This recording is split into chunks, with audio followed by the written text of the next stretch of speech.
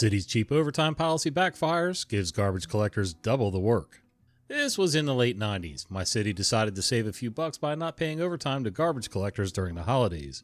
Instead of coming up with a reasonable solution, they told the garbage collectors to only pick up 2 bags per household, regardless of how much trash was actually out.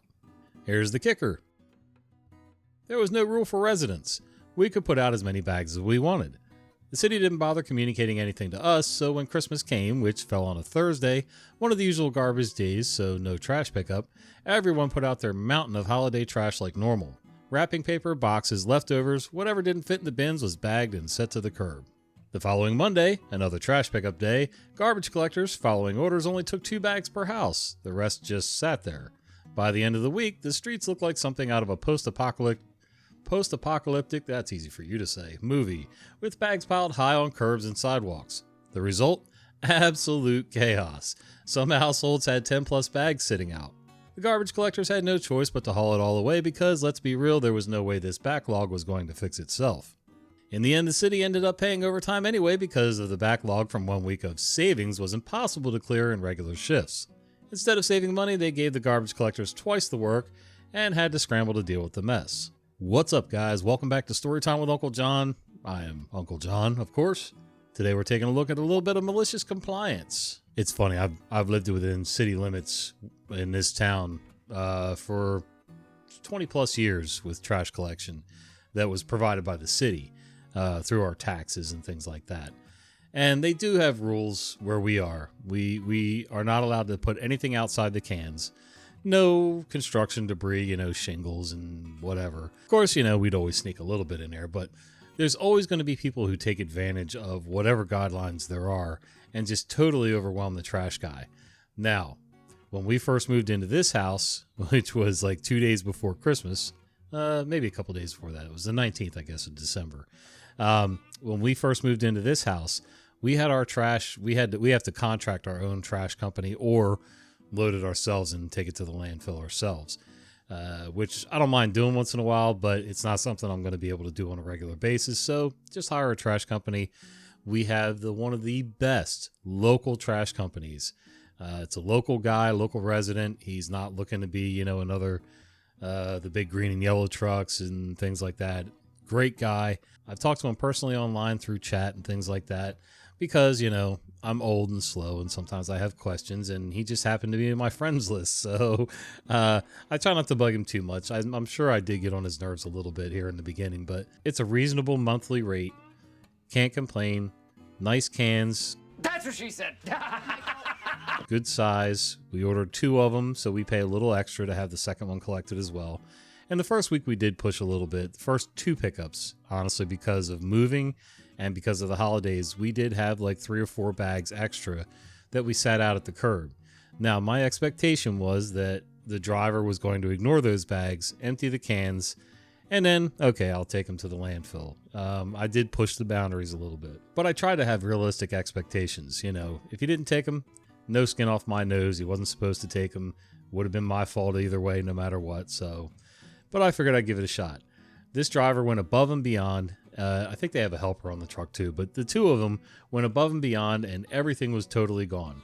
Now, after the first 2 trash pickups, I have laid off and I paid for a dump sticker. So where we are, you can also pay for a sticker for the year that, says you're a county resident and that you can go and dump at their convenience stations, or they have a convenience station off to the side at the regular landfill entrance where you can dump household trash, recyclables, big bulky trash stuff like couches and mattresses and things like that. It's not free. Part of it's paid for by your taxes and part of it is, you pay for the sticker for the year. I think it's like $60 for the year for the sticker on my car and $30 if I wanted to do an additional car. Don't really need an additional car. So now if I have extra stuff that won't fit into the cans or a little bit of debris that would be pushing my luck with the company that I hired, then I will go ahead and like 2 miles over right near the airport, we have a convenience station where I can go and dump that stuff, especially with all the extra boxes and things like that. I'm trying to recycle the best we can. So they have a cardboard dumpster over there. I'll take my cardboard, aluminum cans, steel cans, things like that. And so if I'm making a trip anyway, A little extra trash, no big deal. Anyway, long rant to say, cities are always trying to find a way to save a buck, especially small towns. They think they've got all these great ideas, and quite honestly, it usually ends up costing them way more in the long run. The route is the route. It takes as long as it takes, and you can only push your equipment and your drivers so hard before something gives up. Anyway, ran over. If you're in a position where you have to hire your own trash company, look for a small local company or a medium-sized local company. A local company, not necessarily a nationwide or worldwide company. Those aren't always your better options just because they're the most visible. So anyway, now, cue those that are going to complain because I rambled on too long. All right, next story. Fix it now. You got it, boss. I was working in a hotel in the UK as a lobby boy. My afternoon job was to handle guests' requests for extra pillows, blankets, etc. The system worked like this. The guests informed the reception. The details were written in a notebook, e.g. room XY needs pillow. And every so often I checked the book, solved the problems, and ticked them off when done. One night during dinner, the hotel boss wrote a note in the book. Room XXX, hot water tap isn't working. I went to the room, checked it. Yup, it wasn't working. I went back and wrote in the book, can't fix it, call a plumber. On my next round, there was a new message. Fix it now, underlined 3 times. Well, I went back to the room, checked the hot water tap again. In the UK, there are 2 taps on the sink, one for cold and one for hot. Still couldn't fix it. I tried a few things until somehow the pipe, the one from the wall to the sink, popped out and boiling hot water started pouring onto the floor at full force. Panic mode on. I grabbed the room phone and called reception. Busy. So I sprinted through the hotel, the room was on the farthest side, jumped into reception and shouted, "Room XY, plumber now!" I then rushed back to the room. The water was still gushing out at full force, so I just sat on the edge of the bathtub holding the pipe so that the water poured into the tub instead of flooding the floor. After about 3 minutes of this, the hotel boss peeked into the bathroom, went pale, and ran away. 5 more minutes passed, then the fire alarms went off because of the steam. Fortunately, the staff already knew what was happening, so they told the guests it was a false alarm and didn't evacuate the hotel. Another 10 minutes later, they finally shut off the water supply for the entire wing of the hotel. A plumber arrived and fixed the tap in 3 minutes. Now came the fun part, cleaning. Surprisingly, there wasn't much water in the bathroom, considering the tap had been gushing for over 15 minutes, so I went 1 floor lower to see where all the water had gone. I entered the room's bathroom, switched on the light, but it was very dim. That's when I realized the bowl-shaped lamp cover on the bathroom ceiling was filled to the brim with water, with the light bulb happily sitting inside it. Oh shit. Turn the light off. Drained the water from the lamp cover, mopped up the bathroom too, but still it didn't seem like enough water for what had happened. So I went even lower. Below that bathroom on the ground floor there was a corridor, luckily not another room, but the ceiling had gotten so wet that it collapsed. A 2 by 3 meter section of it had come crashing down onto the carpet. After 15 minutes in a sauna-like bathroom, 30 minutes of cleaning and cleaning the rubble, I finally stepped outside for some fresh air. That's when my roommate walked past me, took one look at me and asked, "Did someone puke on you?" Since then, whenever I say I can't fix something, they actually believe me and call a professional. I know it goes municipality by municipality, state by state, county by county, things like that. In a lot of cases, unless you're a licensed mechanical person like plumber, electrician, HVAC, things like that, you're not generally supposed to touch things of that nature. If I'm a carpenter, I do carpenter things and I can slide into painting and do some other odds and ends, but I'm not supposed to touch plumbing, electrical, and all that stuff. It's not a union thing. It's more of a licensing thing. But in hotels and other, major businesses, they hire people for maintenance who are supposed to be able to do a little bit of everything. That doesn't mean you can do it, but it means that, you should know at least enough to be able to, at least diagnose the situation or get somewhere close and say, look, I know sort of what the problem is, but you really need a professional in here because, if I do it, it's going to be ugly. Now, this guy, he doesn't sound like he was even maintenance. He sounds like he was, basically sort of like a concierge slash, I don't know what else he did. But anyway, concierge, let's call him that, slash bellboy. For that hotel owner or boss or whoever to put that back on the list, fix it now, and, underline it 3 times like that is just totally ridiculous. Even if you think your guy's capable and just being lazy, why take the chance? Now you've got thousands of dollars worth of damage at the very least. You've got in the US, if your alarm goes off like that, even if you don't evacuate, the fire department still gets called. And in a lot of cases, depending on where you are, they're going to come out anyway just to make sure your place isn't burning down. And then, you possibly get a ticket or some sort of summons because of a false alarm or a faulty system or some negligence from the hotel. Again, just like the city we just talked about with the trash removal, somebody in middle management thinking they had good ideas and, trying to save some money and time. Yeah, how's that working out for you, Skippy? Do you think he learned his lesson? Probably not. U.S. Navy Malicious Compliance. So this comes from a former coworker who worked in the catapult shop on a U.S. naval supercarrier. New man is assigned to the shop, given the typical runaround and hazing. Eventually he's told to go retrieve a portable pad-eye. For those who don't know, a pad-eye is what you chain down in the aircraft to so they don't blow off the deck when the carrier is steaming at 30 plus knots into a 40-knot gale. They are not portable in any sense, except that of a moving 100,000 plus ton vessel. So the new guy disappears for 4 days. They're getting worried and seriously thinking about reporting him AWOL, hard to do underway, but it's a floating city, when he comes strolling in with 4 machinist mates having simultaneous aneurysms from carrying this creation. You see, he had in fact created a portable pad-eye. He had gone down to the machine shop and had them look up the regulations and specs to fab one up out of the stores. It was so heavy that just carrying it was bending the bar stock they welded on for handles. Needless to say, that was the end of the fetch quests. Edit. Supercarriers displace about 100,000 tons, not... what is that? 1 million? Oh, God. Okay. A little hazing is fine. I went through it in the service. I went through it on every construction site I've been at. Almost every other job I've ever had. And I've dished it out. I've taken it. It really isn't good fun most of the time. There are some evil people out there, and they'll do whatever they can to get you in trouble or get you into a spot that, they're just being evil at that point. But for the most part, most hazing stuff is pretty mild. And this one, obviously, they were expecting this guy to go find out what the pad-eye was and figure out, wow, that's way too big. They must be screwing with me. Come back to the shop. Everybody, ha, ha, ha, and get on with their day. This guy took his mission seriously. And that's the whole idea of hazing. Usually you send them for something that doesn't exist or is impossible to do.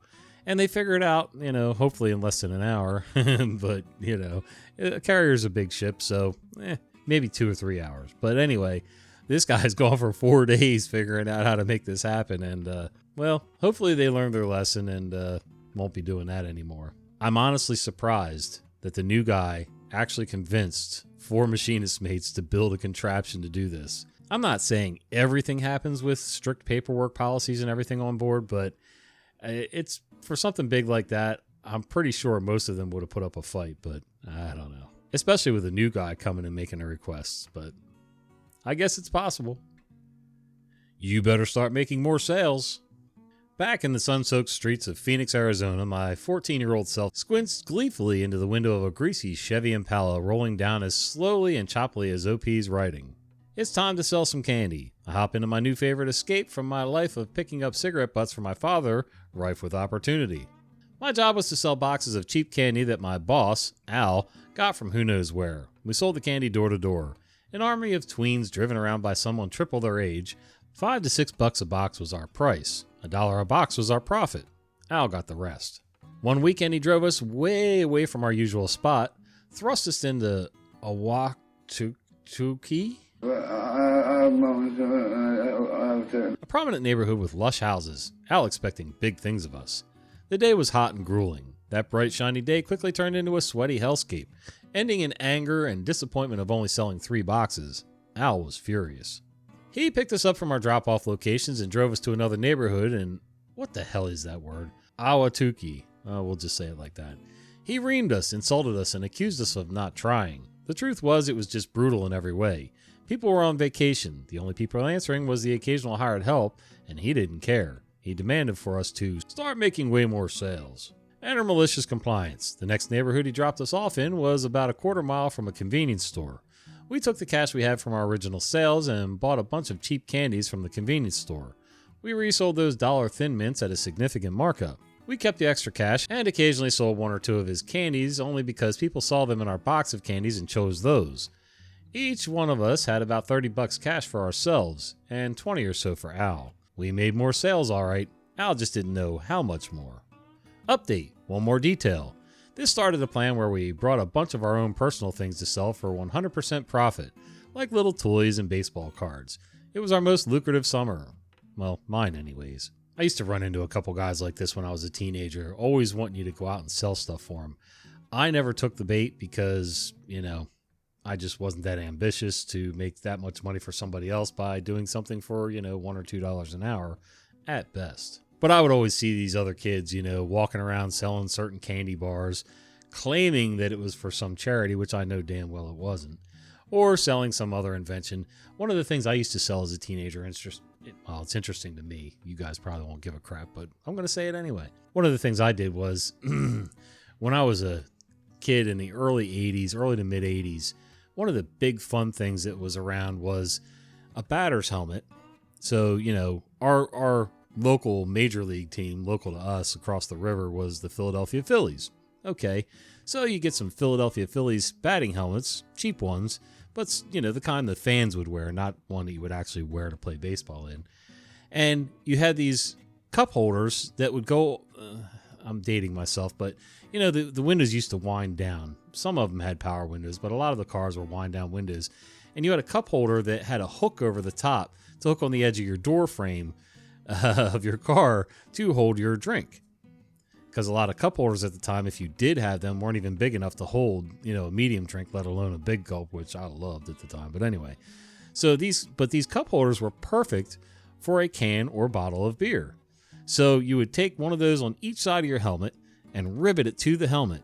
Now, you also had a set of, back then it was called surgical tubing, clear tubing, and one would go into each side and then come up to a T where, the hose would come down, and it would be sort of like the hose from a Camelback, watering system from your backpack. And it had a little clamp that you would shut off the flow. And then when you wanted your beer, you just unclamp, draw your beer in, clamp it, things like that. These worked great until Philadelphia Phillies fans got a little out of hand with their alcohol consumption at games. But anyway, and I think I sold these for like $15 a piece. Now, like I said, mid 80s, that's not bad. And honestly, I made enough that summer to buy my first car, which was a 1973 Chevy Nova. Loved that car.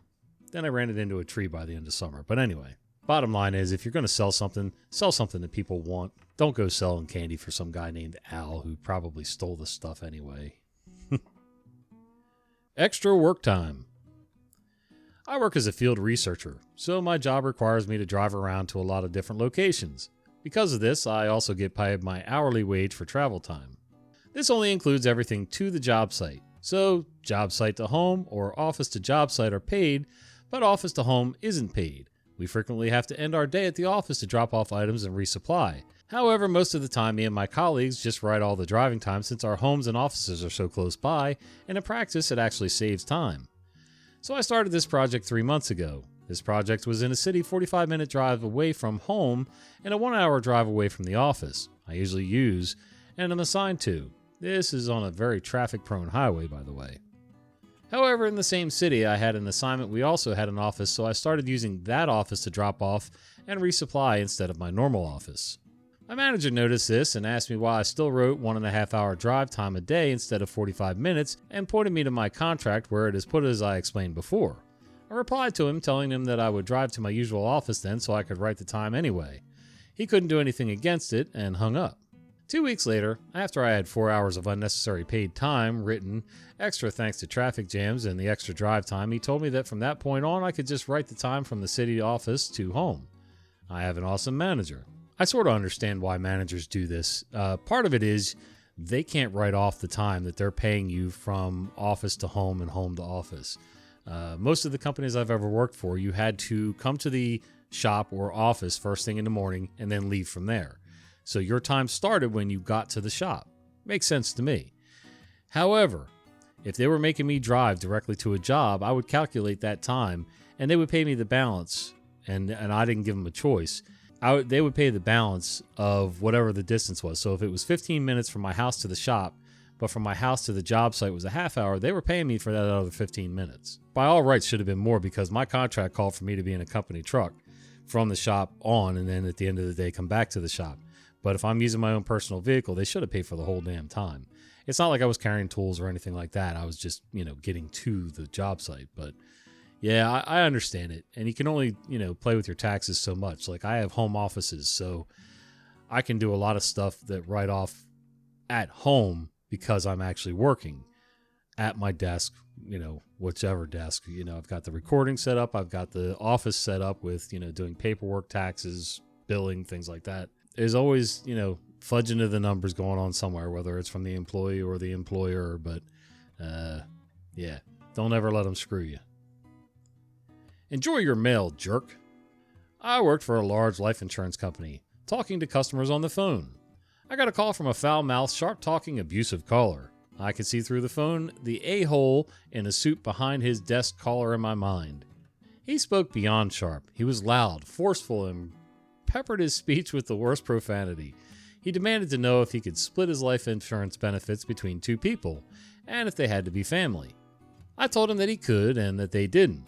He then demanded to get the change of benefits form sent to his office. I told him I could do this. He made me repeat it back to him what we spoke about, and that I promised to send the change of benefits form to his office, not his home. He said his wife was busy and didn't need to be bothered with menial business. He actually said, "Repeat after me, I will," and he made me do this twice.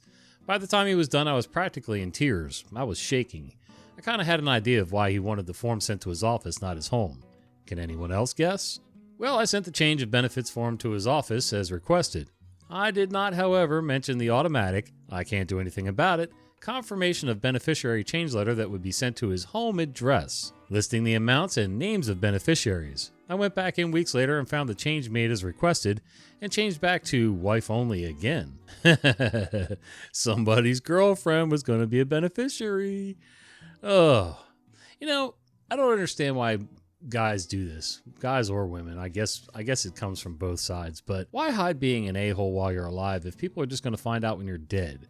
If you're so worried about your image or whatever, do the right thing. I never understood these people who have a need to run around on their spouse or partner with somebody else, have a side girl or a side guy, and it just doesn't make any sense. If you don't love the person you're with or love them enough to make them your only source of in the bedroom, financial, children, whatever, then why stay with them? There's no point in it. If you're that unhappy, then you're with the wrong person. Having multiples of people is not going to help your case. And Lord knows having one spouse is plenty to deal with. You can just ask my wife, because she has to put up with my crap. Malicious compliance? I used to work at a mid-sized company where our department had its own supply closet. Everyone knew the rules. Take what you need, don't hoard, and keep the area tidy. Simple enough, right? Apparently not for our new micromanaging office manager, Karen. Karen was obsessed with cutting costs. She'd swoop in like a hawk every morning, inspecting the supply closet. If a box of pens was a little lighter or the Post-its weren't perfectly aligned, we'd get a stern email about unnecessary consumption.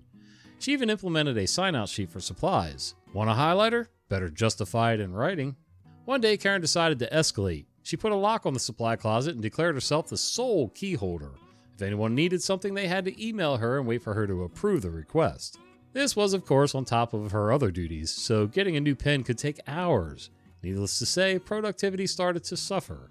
Cue malicious compliance. A coworker of mine, Tom, was a bit of a prankster but always stayed within the rules. He decided to test Karen's new system to its limits. Every time he needed anything, no matter how small, he emailed Karen. Need a single paperclip? Email. Need to replace a dried out marker? Email. Stapler jammed? You guessed it, email. Tom's meticulousness inspired the rest of us. Soon the entire department was flooding Karen's inbox with individual requests. Since Karen insisted on handling every single one personally, she quickly became overwhelmed. Approving requests started taking days instead of hours. Meetings were delayed because people didn't have notebooks. Presentations stalled because someone was waiting for a dry erase marker. Management started noticing the bottleneck. Our department's performance metrics were plummeting, and everyone pointed the finger at the supply chain fiasco. Karen tried to defend her system, claiming we were being wasteful and needed structure. But the evidence was clear. Her micromanagement was backfiring. After a particularly disastrous week, upper management stepped in. They not only revoked Karen's authority over the supply closet, but also gave her a formal reprimand. The lock was removed, the sign-out sheet disappeared, and we went back to the honor system. Karen, humiliated, kept a low profile after that. As for us, we may have lost a week of productivity, but the petty satisfaction of watching Karen drown in her own bureaucracy was worth every second. See? Lower-level managers thinking they got a great idea and a better system. I'm not saying on the honor system that people aren't going to take advantage. They absolutely will. If there's someone who needs a box of staples to keep in their desk, they will take 2. If they need 1 pen, they'll take a whole box of 20. I've seen it happen. I've even been guilty of it in the past where, okay, I could take 2 or 3 pens out of the closet, have a couple in my desk, 1 on top of my desk, and that way I've, got a couple to flow into if I need them. But, sometimes it's just easier just to not have to ask or make trips back to the closet later. So, a box was not unreasonable. And, oh, by the way, if somebody else in my section of the office needed pens, they could come to my desk drawer, grab a pen, and be gone with it. Paper clips, you almost always took a whole box of paper clips because there's no way, like staples, you could get a couple strips of staples to either fill your stapler and have 1 extra or something like that. But, at least they're stuck together.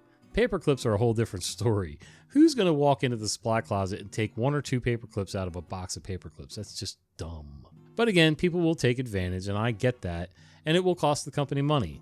But here's the deal. Which is going to be the lesser of 2 evils?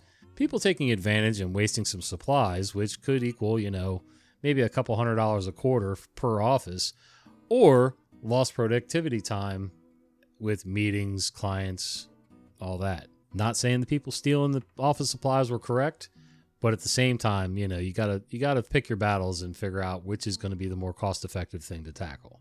All right, guys, this video has gone on way too long. Anyway, if you liked the video, do me a favor. Instead of clicking any of those buttons down below, why don't you go visit our other website, unclejohnsoap.com. If you enjoy handmade soaps, beard products, traditional shave soaps, things like that, then head on over to this website right here, click around, see if there's anything that you like.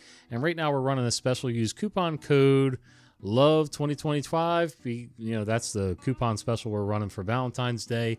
And that works on anything in your cart, and anything above, I think it's $125, gets free shipping in the continental U.S. Sorry, I can't really go beyond that. Shipping even just to Alaska or Canada is just absolutely crazy. We're working on trying to find a way to work around that, but for now, we're not Amazon. We can only do so much. So anyway, hop on over to the site, check it out, and tell your friends, tell your family. All right, till the next video, we'll see you.